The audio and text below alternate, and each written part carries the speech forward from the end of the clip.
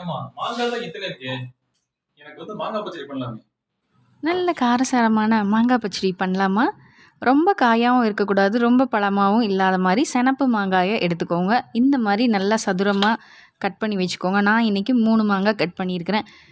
பேனில் நல்லெண்ணெய் ஊற்றிக்கோங்க. 2 கரண்டி நல்லெண்ணெய் ரொம்ப முக்கியம். கடுகு, உளுந்தப்பருப்பு, கடலைப்பருப்பு, சீரகம், வெந்தயம், வரமிளகாய், கருவேப்பிலை எல்லாம் போட்டு மாங்காய் துண்டுகளையும் போட்டு நல்லா மிக்ஸ் பண்ணி விடுங்க எண்ணெயில் 2 நிமிஷம்.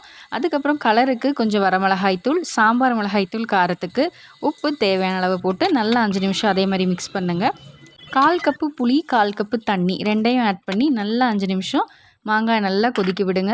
1/4 கப்புக்கும் கம்மியாக வெல்லம் ஆட் பண்ணி 5 நிமிஷம் கொதிக்க விட்டிங்கன்னா இந்த மாதிரி மாங்காய் பச்சடி சூப்பராக ரெடி ஆயிடும். ஒரு 5 நிமிஷம் மிதமான சூடில் அப்படியே ஸ்டவ்வில் வச்சுருங்க. நல்ல உப்பு, புளி, காரம், அந்த வெல்லம் எல்லாம் சேர்ந்து சூப்பரான மாங்காய் பச்சடி ரெடி ஆயிடும். இது ஒரு லஞ்சுக்கு சர்வ் பண்ணிங்கன்னா சூப்பராக இருக்கும். Bye bye, meet you next.